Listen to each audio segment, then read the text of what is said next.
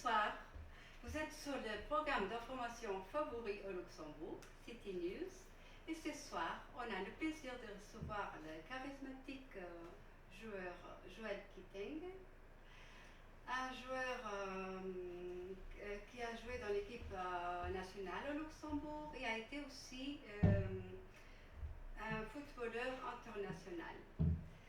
Bonjour Joël, merci d'être avec nous aujourd'hui. C'est un plaisir de vous recevoir. Bonjour, tout le plaisir est pour moi, ça fait vraiment plaisir d'être ici avec vous. Vous avez grandi à Luxembourg, vos origines sont congolaises, mais votre cœur et votre carrière sont ici au Luxembourg. Comment avez-vous vécu cette double identité et comment cela a influencé votre parcours dans le football luxembourgeois? En fait, vous allez rigoler parce que moi, je n'ai pas commencé le football déjà de 1 comme tout le monde. Il faut savoir, je suis congolais, oui. Je suis né là-bas, oui. Mais à l'âge de 4 ans, je suis venu au Luxembourg. Donc moi, je connais que le Luxembourg. Et vous êtes venu au Luxembourg directement pour le football? Vous avez déjà des antécédents, de parcours au niveau footballistique? Non. En fait, pour vous raconter, mon père était déjà basé au Luxembourg. Il était toujours boxeur professionnel. Ensuite, il est venu boxer pour le Luxembourg. Et lui faisait ses vacances au pays jusqu'à ce qu'il a su que son premier fils est né, car ce n'était pas prévu, si on peut dire comme ça. Et dès qu'il a su, il a tout fait pour me ramener ici. Après, c'est vrai que l'avenir ici, c'est mieux que là-bas. Donc pour ça... Vous avez d'autres chances ici au Luxembourg. C'est ça, le confort, le chance de réussite.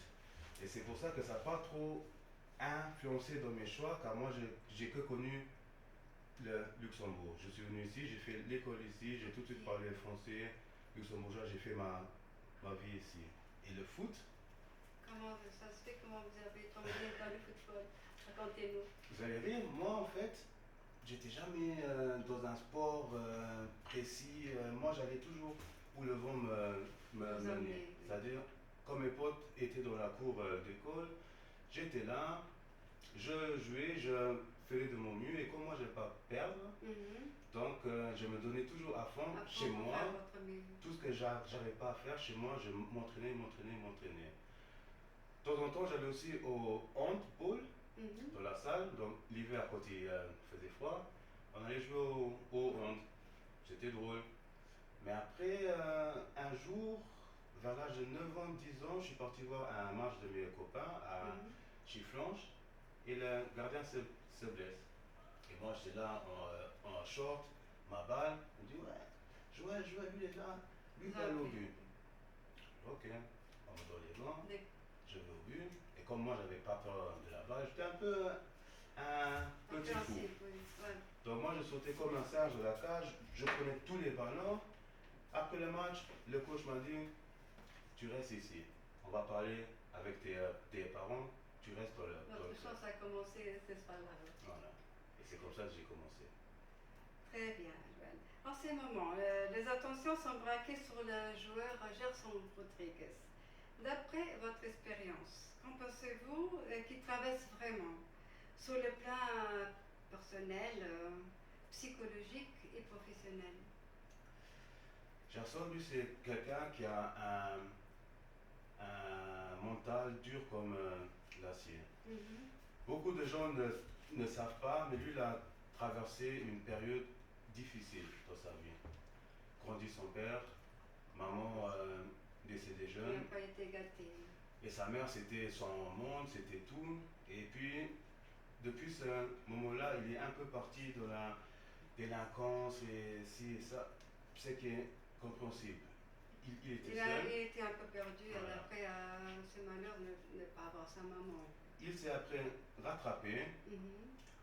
Aujourd'hui qu'il est là, où est-ce qu'il est, c'est à cause de son mental. Donc lui, c'est quelqu'un, il ne va pas se laisser abattre par ça, parce qu'il a vécu des choses pires dans la vie. Quand un joueur est jeune, talentueux, mais se socialement fragiles. Quels sont les risques et distractions qu'il peut rencontrer ici au Luxembourg, où le football n'est pas forcément synonyme des bonnes fortunes? Le problème est qu'ici, au Luxembourg, on est vraiment un pays à l'aise. Donc, pour dire, on n'a pas de soucis à se faire. Il y a toujours quelque chose à faire. Il y a des amis qui ne font pas de sport, donc ils vont traîner dehors, ils vont à la piscine quand il fait beau, ils vont au cinéma. Et si toi, tu es là, le seul qui doit aller au foot pendant que tes amis s'amusent, il faut être fort psychologique pour et si tu n'as pas le mental, ben, genre, il fait chaud, je vais à la piscine, je sors avec mes copains, et c'est ça le grand problème. Et il y a beaucoup de distractions ici, il faut être fort psychologique pour suivre une carrière il faut avoir faim. Il faut avoir faim. Est-ce que les structures locales permettent aux joueurs de se préparer pour un avenir incertain, ce que ce soit par l'éducation, par l'accompagnement mental, ou est-ce qu'il reste encore beaucoup à faire? Il reste encore à faire, mais c'est beaucoup mieux. Il y a une progression énorme. Dans certains clubs, on peut voir, ils ont comme un mini centre de formation, donc ils ont beaucoup de jeunes joueurs où ils doivent faire plusieurs des équipes, où est-ce qu'ils vont prendre de tout le monde là les meilleurs. Ils sont coachés par des coachs capables. On fait attention à eux, mais après il y a toujours le petit souci dès que tu rentres à la maison. Est-ce que tu continues sur cette... Quand un joueur est jeune, talentueux, mais socialement fragile, quels sont les risques et les distractions qu'il peut rencontrer ici au Luxembourg, où le football n'est pas forcément synonyme des bonnes fortunes?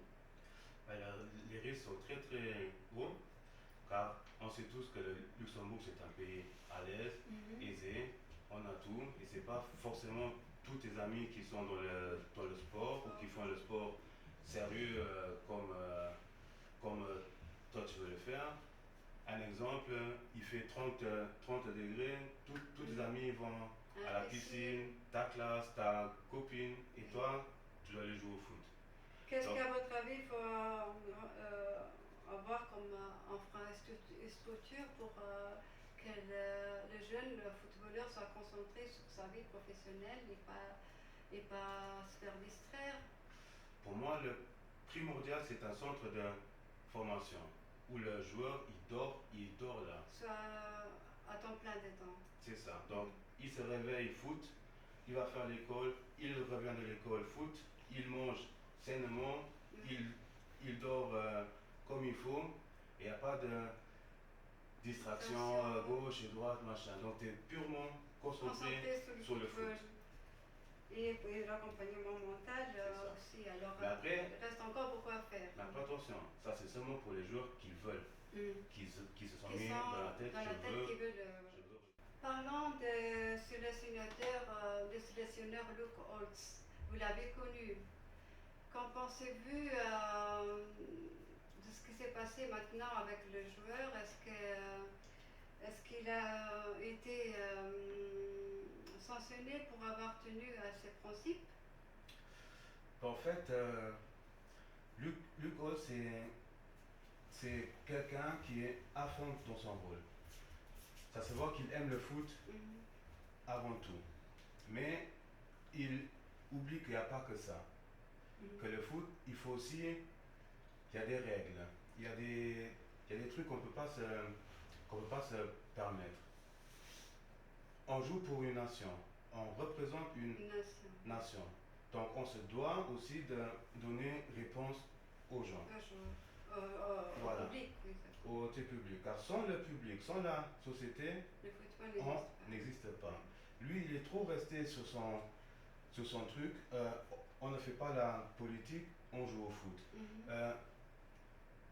Il vire des journalistes parce qu'il le critique et lui n'aime pas.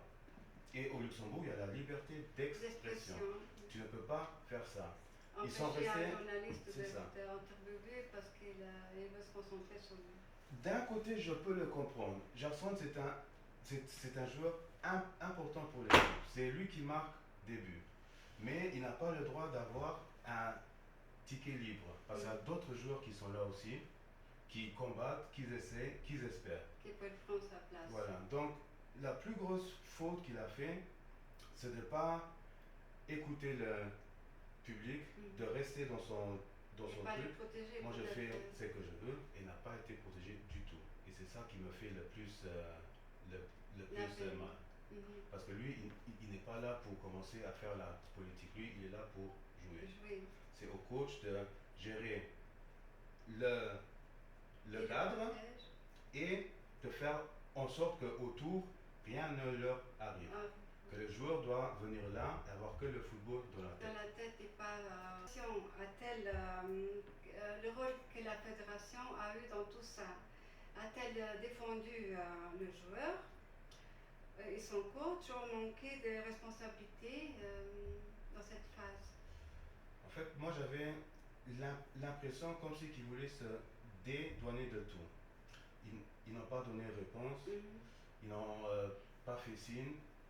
Ils ont commencé à dire on ne savait pas, c'était un tel, c'était ci, c'était ça. Et moi je vois la chose que, vu que l'équipe évolue tellement bien, qu'il y a toujours plus de monde qui vient voir, ils sont trop restés concentrés sur ça. Ils ont oublié qu'il y a Luxembourg, il y a d'autres clubs, il y a d'autres joueurs. Exactement. Il y a l'équipe nationale des dames. Ils ont fait un sacré parcours. Est-ce qu'on a entendu un mot? On n'a entendu pas parler de l'équipe féminine. Jusqu'à ce qu'eux, ils ont décidé d'écrire une lettre ouverte pour dire c'est bien beau, mais nous, on est aussi là. Eux, ils ont fait la faute de ne pas vouloir assumer l'erreur qu'ils ont fait. Parce donc que la fédération de football luxembourgeois n'a pas su protéger le joueur et l'équipe dans cette... dans chaque sport, il y a une éthique. Il y a des règles. Tu peux être qui tu veux. Tu représentes une nation encore une fois. Exactement. Tu ne joues pas aux échecs ou je sais pas quoi. Tu joues pour ton pays. Donc, si tu joues pour ton pays, c'est que tu es l'élite. Tu es un des meilleurs joueurs. Il y a les enfants qui regardent sur toi. Il y a des gens qui se déplacent, qui payent des maillots, des ci, des ça. Donc, il faut savoir soigner l'image. Il faut savoir soigner tout. Pour représenter à une nation, que ce soit... Voilà. Et ils n'ont pas le droit de se cacher, de ne pas donner réponse. Ça n'existe pas. Un décalage entre les luxembourgeois et les sportifs. Pourquoi, à votre avis? Est-ce que ça crée de malentendus ou même des rejets? Non, en fait, ça, ce sont des petites choses qui arrivent même dans le plus haut niveau. Après, ils sont dit, s'il n'y a pas de scandale, c'est nul. Il faut toujours un petit truc que les gens puissent parler. Moi, à mon époque, on m'appelait l'enfant terrible. Parce que moi, je restais moi-même. Moi, je ne changeais pas à rester là, à faire le sérieux. Moi, j'étais moi. Et les gens le prenaient mal.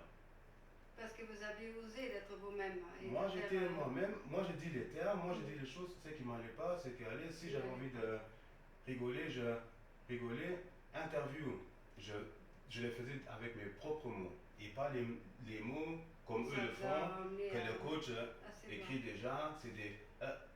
comme des robots. Oui. Tu les entends parler, tu vois que... Qui sont contrôlés, qui sont des machines, qui ne sont pas sincères, c'est pas spontané. Voilà. Pensez-vous qu'il existe une part de racisme, même subtil, sur les joueurs issus de l'immigration qui sont traités autrement au Luxembourg par rapport aux joueurs de nationalité luxembourgeoise, par exemple? Laissons dire, maintenant, non. Vu que tout le monde se mélange, il y a, que ce soit arabe, chinois, noir, multiculturel. À mon époque, il n'y avait pas beaucoup de gens étrangers, laissons dire. Moi, j'étais un des seuls qui jouait. Vous avez souffert de racisme quand vous êtes venu? Il y a quelque chose qui vous a marqué? Moi, j'ai souffert, oui, par des insultes, par des gestes. Après, je ne sais pas si on peut dire ça racisme ou ce sont seulement des gens qui ont la haine parce que leur copain ou le fils de tel ne joue pas. Pourquoi le thé noir la joue? Retourne dans ton arbre, retourne dans ton pays, ci et ça. Est-ce que ça vous a empêché d'avancer à un moment de votre vie, que ça a joué un rôle? Vous avez senti que vous avez pu peut-être évoluer plus si vous n'étiez pas vu comme un étranger, par exemple? Tout au début, je ne comprenais pas, parce que moi je ne me voyais pas comme un étranger. Moi j'étais intégré, je parlais luxembourgeois, je suis ici, donc les gens me connaissaient Oui, déjà. Donc ça c'est venu d'un coup comme ça, j'avais du mal. Et mon coach, il m'a beaucoup parlé. Il m'a dit, Joël, pose-toi la question, pourquoi il s'acharne sur toi?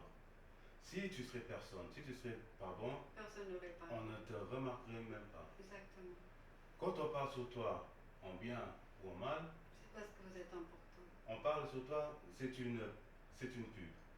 Moi, ce qui m'a fait le plus mal, ce sont les mêmes personnes qui t'insultent tout le match. À la fin du match, les mêmes personnes-là viennent me voir, ah, super joueur, on peut faire une photo, tu peux me signer ça et ça. Mon cœur battait, mais je me devais à garder une image. Pour ne pas vous revolter contre les insultes que vous avez subies.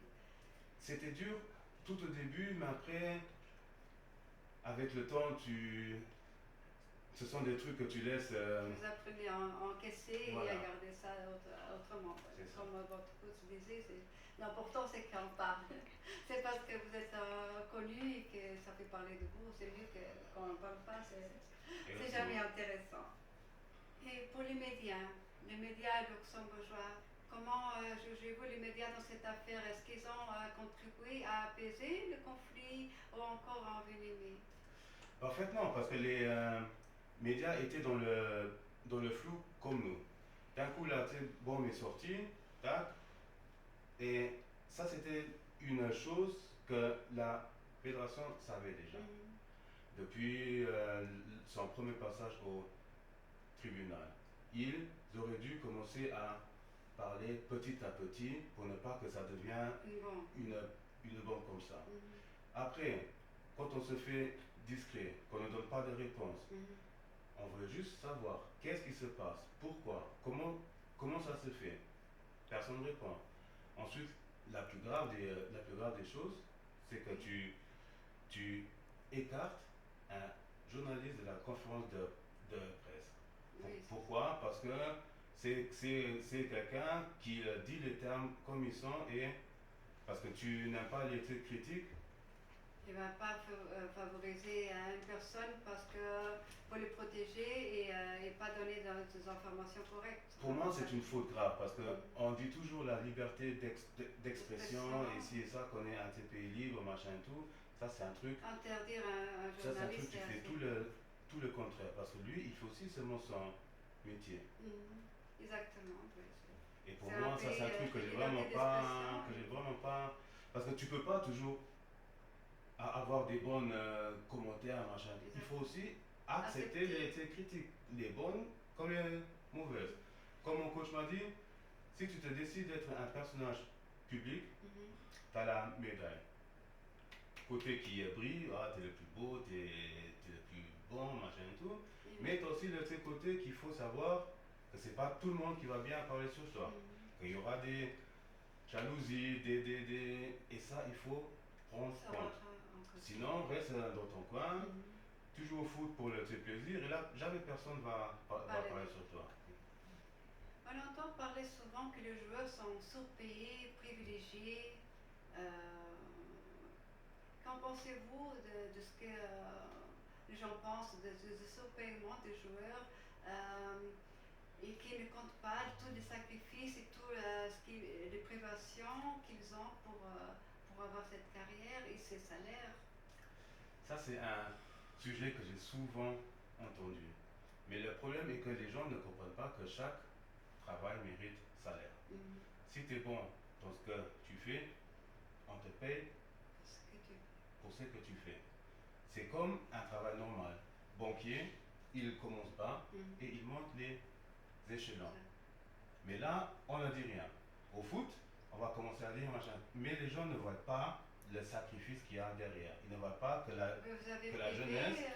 beaucoup de choses pour arriver, quand vous étiez un joueur international. Qu'est-ce que vous avez privé, par exemple, en prol du club qui vous défendiez?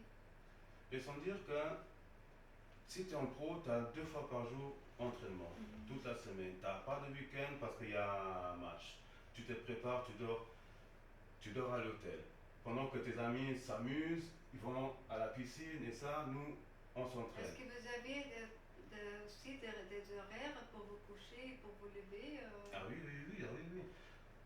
On a une diététicienne, un coach mental, préparateur physique.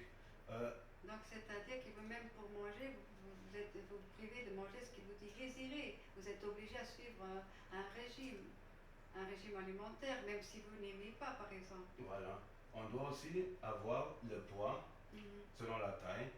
On nous regarde la matière grasse, le sang, tout. On contrôle tout. Et ça, c'est aussi une prévention contre les blessures, contre les maladies, contre les arrêts de cœur, machin. Pour être performant, il faut que le corps soit au plus haut niveau. Il faut que le sommeil soit au top. Tu ne peux pas aller manger un kebab avant un match. Impossible. Tu ne peux pas commencer à boire de coca. Je ne dis pas qu'on était comme ça, qu'on mangeait que la salade. Bien sûr, on est tous des êtres humains. On allait de temps en temps prendre nos petits Est-ce que vous étiez obligé de manger, par exemple, quelque chose qui ne vous plaît pas du tout parce que c'était bien pour la santé, c'était pour vous donner plus d'énergie, par exemple? Oui, bien sûr. Parce que tu le sens. Si tu manges n'importe comment, tu le sens sur le terrain. Tu n'es pas bien, tu as le ventre qui fait mal. Tu n'es pas... Et ce n'est pas pour rien, les régimes alimentaires. Ce n'est pas pour nous rabaisser et tout, mais c'est vraiment pour notre bien. Après, à un moment donné, tu t'habitues à ça. Tu manges, c'est normal. Après, ça devient un rythme, un régime, et puis vous terminez pour vous habituer à ça. Mais c'est-à-dire qu'un joueur est sous-payé, qu'il est privilégié, mais il faut regarder à tout ce qui est derrière, tous les sacrifices, toute la discipline, tous les entraînements. Et sans dire, par exemple, les vacances. C'est que la plupart des gens ne savent pas. En été, on a 10 jours de vacances. L'hiver, 15 jours. On joue avec